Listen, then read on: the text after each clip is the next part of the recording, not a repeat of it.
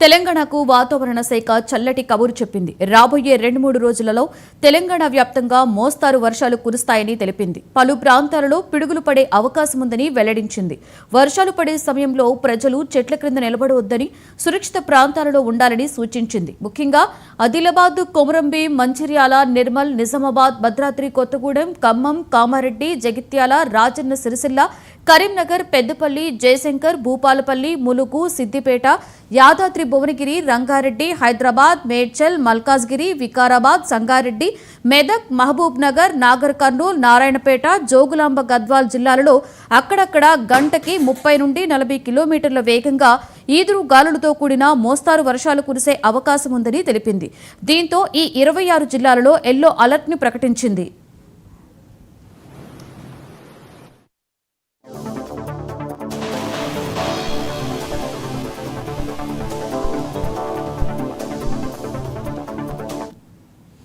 ఇక రాగల 3 రోజులలో తెలంగాణలో గరిష్ట ఉష్ణోగ్రతలు సాధారణం కంటే 3 నుండి 4 డిగ్రీలు తక్కువగా నమోదయ్యే అవకాశం ఉందని వాతావరణ కేంద్రం వెల్లడించింది.